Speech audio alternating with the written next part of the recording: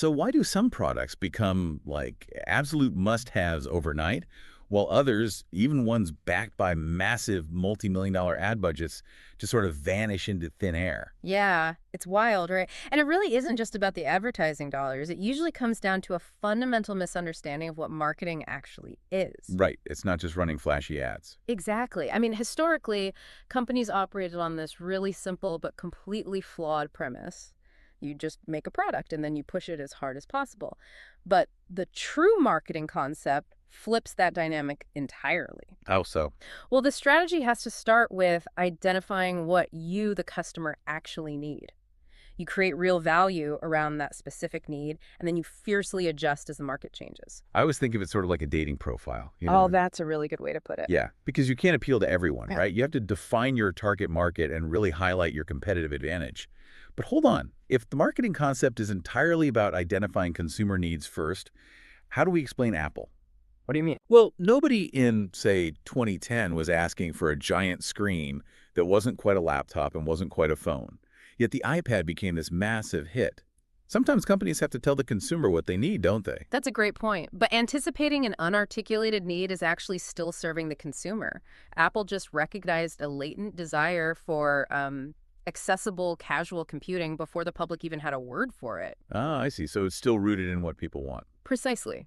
Whether you compete on groundbreaking differentiation like Apple or, extreme cost efficiency like Aldi, the strategy really only holds if your competitive advantage perfectly mirrors what your specific target audience ultimately values. Okay, that makes sense. And once you've identified that audience and your advantage, Hmm. building the execution framework requires balancing what we call the 5 Ps, right?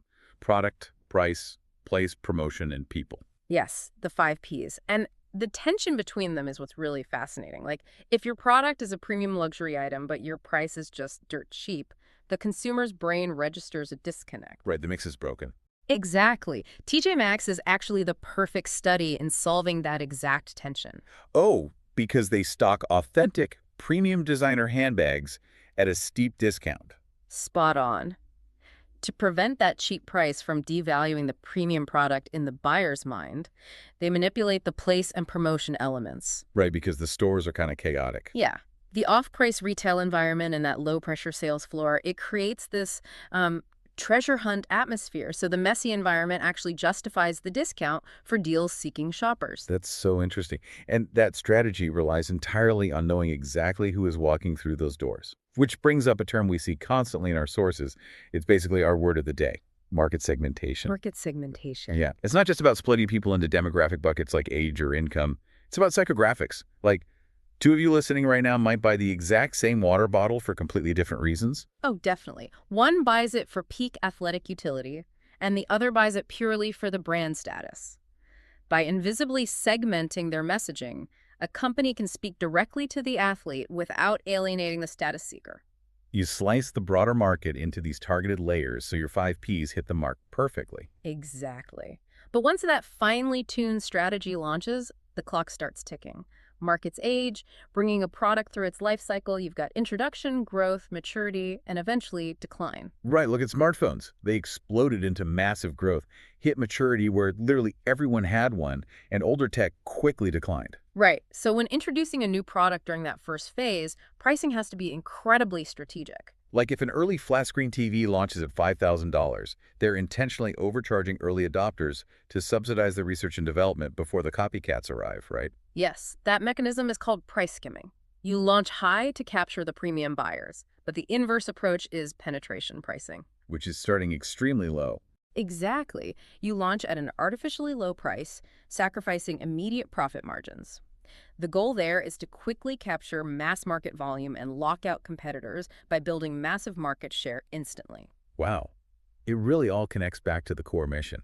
Successful marketing starts by anticipating customer needs, meticulously balancing the tension within the 5 Ps, and relentlessly evolving your pricing and strategy as the product ages through its life cycle. It really does.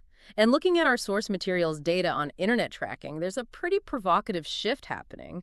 As big data drives us toward hyper-personalized one-to-one marketing, companies are tracking your exact preferences and buying habits. Wait, really? your exact habits. Yes, it raises a major question. Mhm. Are we heading toward a future where no two customers ever see or pay the exact same price for the exact same product? That is a wild thought to leave you with. Next time you see a product vanish or become an overnight sensation, remember it wasn't an accident.